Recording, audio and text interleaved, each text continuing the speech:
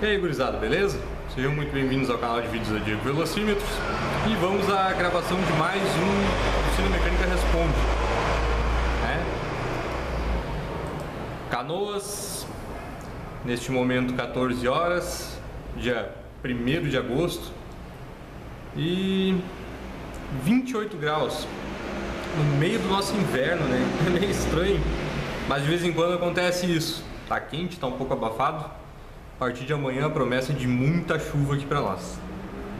Beleza, vamos lá. Cabelo um pouco bagunçado aí, né? Dia um pouco corrido. Recém agora consegui um horáriozinho disponível para poder gravar esse programa. Mas tá aí. Vamos então às perguntas. Primeira pergunta. O Alonso Lacerda faz uma pergunta do Oficina Mecânica do dia 31/7, de ontem. Para sincronizar a correia de comando, também precisa trocar essa junta do cabeçote? Parabéns pelo vídeo.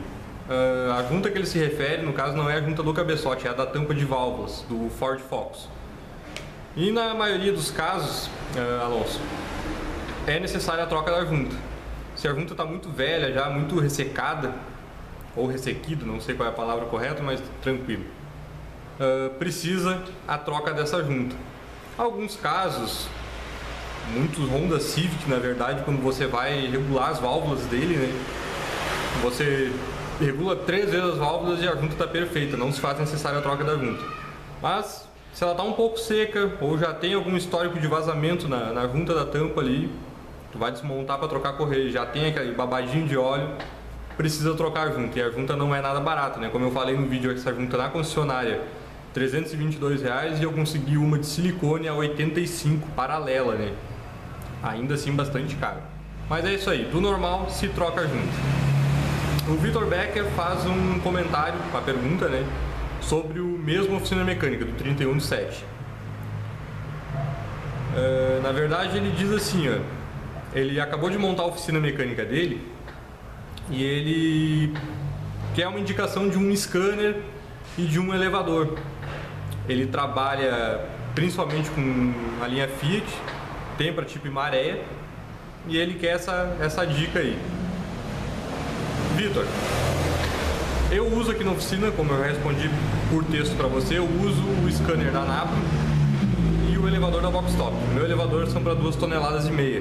Eu não trabalho, por assim dizer, com caminhonetes, carros muito pesados, né, que exigiriam ali uma capacidade de 4 toneladas no elevador, que é bem mais caro, né? Mas fica a seu critério. A marca que eu utilizo para o elevador é o Boxstop. Eu estou olhando para lá porque eu estou olhando para ele, a da Boxstop, mas tem GKs, a própria Elevacar, que é um dos mais caros do mercado. Tem determinadas marcas aí, você com certeza vai encontrar uma marca bem boa. O canal é sempre o motor dele ser um motor trifásico. Aí teu elevador nunca vai perder força. Às vezes tem que parar um carro pelo meio, né? Trabalhar uma roda, alguma coisa assim, tem que seguir subindo ele ali depois, e alguns elevadores um pouquinho mais fracos dão uma sofrida nesse momento. Mas fora isso, tranquilo. E o scanner, eu utilizo o scanner da Napro. Tu precisa de um computador de mesa ou um notebook, né? Um laptop, para poder instalar ele. Barulho de avião passando na base aérea de Canoas aqui próximo. Precisa de um computador então para ser instalado. E aí ele vem um cabo bastante comprido, se usar um computador de mesa, né? Se é um carrinho ou enfim, tu consegue conectar esse cabo lá e fazer o diagnóstico pelo teu computador. Tem também depois scanner da marca Raven, Captor, enfim, inúmeras marcas aí também. Eu optei pela Napro por ser um scanner completo desde o princípio, vamos dizer assim. Quando você compra o scanner, ele já vem completo com todas as atualizações e quase todos os conectores. Alguns mais específicos para BMW mais antigo, Toyota, você tem que comprar separado. Mas a princípio é isso. E tu faz uma atualização uma vez por ano, por assim dizer, né? Não precisa ficar comprando os cartões de atualização. Minha opinião. Beleza? Matheus SD, sobre a oficina mecânica do dia 31 também. Eu comentei que o Focus está à venda, né? E ele bota ali um comentário dizendo que se aparecer algum veículo mais simples, para mim também anunciar. Beleza, vai ser anunciado. E ele pergunta também se eu faço inspeção veicular para quem tem intenção de comprar um carro usado. Cara, se alguém quer comprar um carro, quer trazer aqui na oficina para mim fazer uma inspeção, faço, sem problema nenhum. Eu não tenho como dar uma garantia dessa inspeção, mas eu faço todo um check-up visual, né? A gente liga o motor, escuta o câmbio, dá uma volta com o carro, né? Bem minucioso assim o que está acontecendo. Mas eu não tenho como dizer exatamente quanto tempo aquele motor ainda tem de vida, né? Até porque a maioria dos carros hoje em dia, pelo menos aqui no Rio Grande do Sul, a quilometragem são alteradas. Então, né, fica um pouquinho meio confuso, mas a gente pode fazer uma avaliação sim, tranquilo, e já livrei muita gente aí de comprar verdadeiras bombas, né? Beleza? O Fábio Fernando, também do dia 31/7. Gostaria de ver nos próximos vídeos os testes de componentes, se possível. Vamos começar a mostrar, assim que der a gente começa a mostrar, com certeza. E ele também comenta assim, ó, se existe a possibilidade de colocar contagiros no painel do Gol G2. Cara, colocar o contagiros no painel do Gol G2, no painelzinho original, vamos dizer, é um pouco difícil. Mas tu pode trocar o painel simples, ou intermediário do Gol G2, por um com contagiros, ou instalar um contagiros externo, é bastante simples. O próprio chicote original do Gol G2, do Gol G3, do G4, já vem com a pinagem completa já. Então se tu tirar o painelzinho simples e botar um painel completo ali, ele já sai funcionando de cara. Bem tranquilo, sem mistério nenhum. Beleza?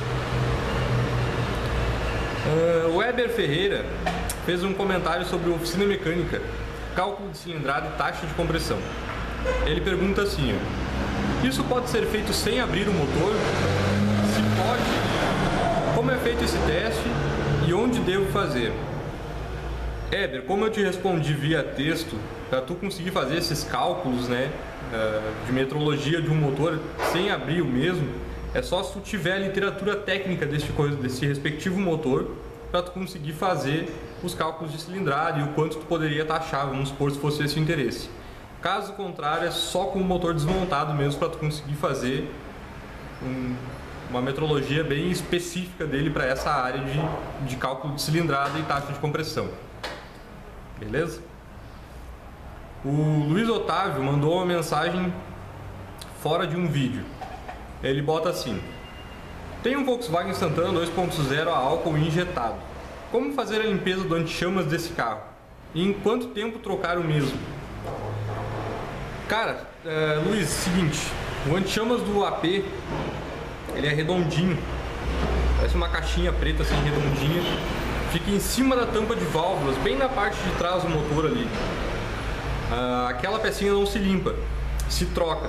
É um anti-chamas respectivamente barato, custa aí 10 ou 15 reais. E tu começa a trocar. Começou aí sujeira para a parte do filtro de ar, precisa ser trocado esse anti-chamas. Em alguns casos, quando começa a entupir aquilo ali, aí sim, tu tem que tirar a tampa de válvula do motor então, para fazer uma limpeza numa peneirinha que tem lá dentro, que acaba entupindo com óleo, né? Vai cristalizando ali e acaba entupindo. Fora isso, só trocar o anti-chamas ali direitinho, tá tranquilo. Vamos à próxima. O Basílio Caresto fez um comentário sobre o dia 24/7. Ele botou assim: gostei muito da simplicidade e eficiência. Manda um abraço para Manaus. Vai um salve então, né? Um abraço aí para os nossos manauaras, né? Nossos irmãos manauaras aí. Estado de lá é show de bola. Minha esposa é do Pará, né? Belém do Pará, bem próximo ali, bem legal. Para quem não conhece, vale a pena conhecer essa região do Brasil aí, região norte, que é muito show. Abraço. O Wellington Matheus sobre a oficina mecânica do dia 23/7. Diego, tem um Gol G4 ano 2006 e de uns 6 meses para cá ele disparou a queimar as lâmpadas do farol, geralmente a fase baixa. Você tem ideia do que poderia ser? Então, Wellington, como eu já te respondi antes, é bastante provável que possa ter algum problema no relé dos faróis ou em algum aterramento. Você pode procurar pelo aterramento do próprio farol ou aterramento do relé. É a causa mais comum pela queima de lâmpadas de farol, né? Relé com defeito ou aterramento dos faróis. Com um multímetro lá na tomadinha da lâmpada você consegue testar, né, se vem 12 volts legal ali, tanto para luz baixa como para luz alta. Beleza? O Rafael Alves de Medeiros: Diego, meu pedal de freio está no final, bem mole, o que pode ser? Cara, o defeito mais comum para o pedal estar no final de curso, bem macio, é um possível vazamento. Pinça de freio, cilindro de roda, ou até mesmo o próprio cilindro mestre acaba vazando para dentro do servo-freio, o hidrovácuo, que muita gente conhece, né? Vaza para dentro do servo-freio e tu acaba que tu nem consegue localizar esse defeito, porque ele não mostra no chão, vamos dizer, né? Não pinga o fluido de freio. Alguns carros com acionamento da embreagem hidráulico, que utilizam o mesmo fluido de freio, também vaza para dentro da capa seca da embreagem ali e você fica sem freio. Então vale a pena mandar investigar o que está acontecendo aí, mas é vazamento com certeza, em algum lugar. Vazamentos em cilindro de roda, servo-freio e embreagem hidráulica são os mais difíceis de se localizar porque ele acaba camuflando às vezes. Mas é isso aí, pode ter certeza. Então, gurizada, desculpem a pausa aí, precisei atender um cliente, mas vamos lá. O Matheus SD, ele faz uma pergunta do Oficina Mecânica do dia 12/3. Na verdade é uma pergunta mais diretamente a mim mesmo. Ele pergunta se eu fiz algum curso de mecânica ou algum curso de eletrônica para me especializar em painéis. Em 2009 eu fiz um curso de mecânica pelo Senai Automotivo aqui de Porto Alegre, que foi o curso de inicialização profissional. Eu sempre gostei de carro, na verdade, e meu curso sempre foi a internet propriamente dita, né? YouTube, sites de mecânica, informativos.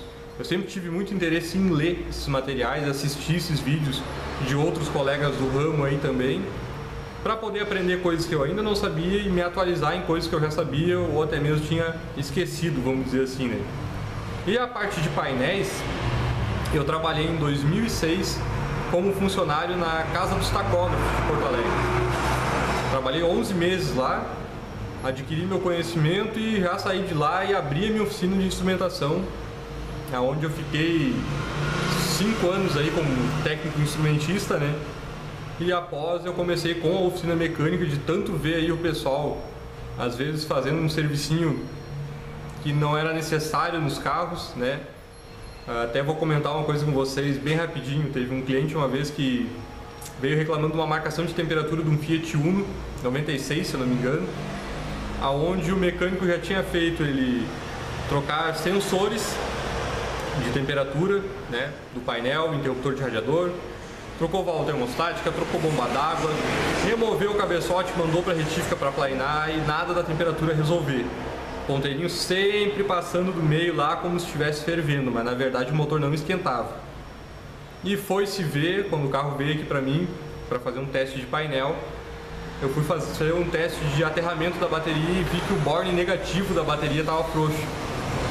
Apertei o borne, conferi o aterramento, foi ligar o carro, deixar a ventoinha ligar, ponteirinho lá nos 90 graus exato, né? Então vamos dizer assim, de repente tudo que o mecânico fez para ele não foi em vão, mas entrou mais para uma manutenção preventiva do que corretiva, né? Então foi de ver esses tipos de serviço, às vezes mal executados, que eu entrei no ramo da reparação automotiva mesmo, né? Mas é isso aí, tá respondida a sua pergunta, Matheus. O Paulo Ribeiro faz um comentário, uma pergunta, na oficina mecânica do dia 15/5. Ele diz assim, ó, meu Gol tem o mesmo motor e está batendo ou rajando. Será que vou gastar muito para recondicioná-lo? Paulo, o Alessandro, dono desse Gol aí do vídeo, na época quando ele fez o motor, se você procurar pelo primeiro vídeo do meu canal, lá é um slideshow de fotos, ele gastou na época R$3.200 para fazer o motor por completo, retificando o cabeçote dele. Vamos supor que naquela época ele já tivesse trocado o cabeçote com tuchos hidráulicos, ele teria gasto R$3.500, R$3.800 mais ou menos para fazer um motor realmente de ponta a ponta. A maioria das peças foram substituídas, peças novas, uma retífica muito bem feita por uma retificadora aqui de São Leopoldo, cidade vizinha. Serviço excelente, excelente. Você pode ter certeza que para um serviço ser muito bom na parte de retífica, você vai gastar pelo menos uns R$3.000, independente do motor. É a minha concepção, vai partir desse valor, no mínimo 2,5. Aquele mecânico que chegar para você ou para qualquer outro que queira retificar um motor, que você vai gastar 1.700, não cai nessa, não se joga nessa, porque é um motor que vai sair da oficina babando óleo, queimando óleo, falhando, enfim, daquele jeito, né? Então, se é para gastar isso, nem gasta. Se vai fazer, faz bem feito, uma vez só, beleza? O Wesley Chains, desculpa Wesley, não sei como é que se pronuncia, mas Wesley Chains, beleza? Ele faz um comentário sobre a Oficina Mecânica Responde, número 2. Ele bota assim: beleza, Diego? É necessário mandar o cabeçote para retífica sempre que o mesmo for removido, mesmo que o carro não tenha sofrido um superaquecimento? Em uma manutenção preventiva, por exemplo, descarbonizar a cabeça do pistão? Cara,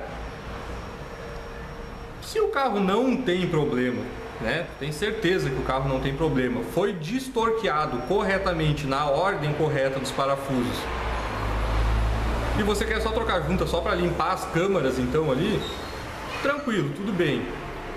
Eu, por praxe, mando para a retificadora pelo menos para o teste de planer, para ver se o cabeçote realmente está nivelado, vamos dizer assim, né? Se for necessário, eles vão tirar lá décimos de milímetro, só para realmente limpar a face do cabeçote, algo que não vai nem alterar a taxa de compressão do carro, mas é realmente só para deixar ele lisinho de novo, né? É interessante, você vai gastar ali 50 ou 100 reais de repente para um serviço desse, dependendo da sua cidade até menos, uma retífica de confiança, claro, né? Mas você tem certeza de que está tudo ok, e aí quando você instala o cabeçote de novo com a junta boa, né, uma junta de procedência, respeitando a ordem de torque dos parafusos, né, o torque correspondente, as etapas, e seguindo as especificações técnicas. Se um motor lá exige, motor AP, por exemplo, que os parafusos sejam substituídos, você tem que substituir os parafusos. Não adianta colocar um parafuso que já sofreu um torque, porque ele acaba alterando o tamanho dele quando você solta esse parafuso. Ele altera o tamanho dele e a chance desse parafuso quebrar no bloco é muito grande. Então, o prejuízo está declarado. Mas é isso aí. Convém mandar pelo menos para o teste de planer. Ou se não, uma boa instalação, uma boa limpeza da face do bloco e cabeçote também já mata a pau. Beleza? Vamos lá então, gurizada, para a nossa última pergunta. O Lucas Oliveira, ele faz uma pergunta sobre a oficina mecânica do dia 8/4. Ele diz assim, ó: tem um Golf 96 1.8 e o marcador de velocidade ora funciona, ora não. Tem alguma sugestão? Cara, tu teria que reparar assim, ó, se quando o velocímetro não está funcionando, a quilometragem ali no display também não funciona, então o problema pode ser sensor de velocidade, algum defeitinho elétrico intermitente de repente, ou de repente pinhão e coroa dentro do câmbio. São os sintomas, os defeitos mais prováveis, vamos dizer assim. O mais comum é o sensor de velocidade, é um sensorzinho que dá bastante problema no Golf. Agora, se quando o velocímetro não funciona, a quilometragem segue marcando, aí é defeito interno, defeito de painel mesmo, defeito, um probleminha no motorzinho ali, uma relação de engrenagens que toca o ponteiro. Aí teria que desmontar, fazer um reparo todo em bancada, né, para ele voltar ao normal. Mas basicamente é isso. Então tá, gurizada, desculpem os cortes aí, deu acaso de chegar um pessoal aí que eu tive que parar a filmagem para atender, mas acho que ficou bem legal. Na dúvida aí, se o pessoal ainda quiser que esse programa continue indo ao ar, vamos dizer assim, né, segue botando sua dúvida, sua pergunta nos comentários, eu vou selecionando elas, a gente faz aí um quadrinho de resposta de novo. Eu procuro sempre responder as perguntas de todo mundo. Me desculpem se alguém fica de fora, ou enfim, na próxima de repente a gente consegue botar todo mundo no vídeo, mas eu acho que eu estou conseguindo atender a todo mundo. Se não por vídeo, pelo menos via texto, mas acredito que no meu canal ninguém vai ficar sem a sua pergunta ser respondida, né? Eu não tenho esse critério do pessoal fazer as perguntas nos meus comentários ali dos vídeos e eu simplesmente deixar pra lá, não responder. Enquanto eu conseguir responder, dependendo do número de comentários, claro que ainda são poucos perante a outros canais do YouTube, vamos dizer, mas enquanto eu conseguir responder, pode ter certeza que a sua pergunta que vier para Diego Velocímetros vai ser respondida. beleza? Se gostou, então curte aí, compartilha, se inscreve no nosso canal. Até a próxima quinta no Oficina Responde de número 4. Grande abraço!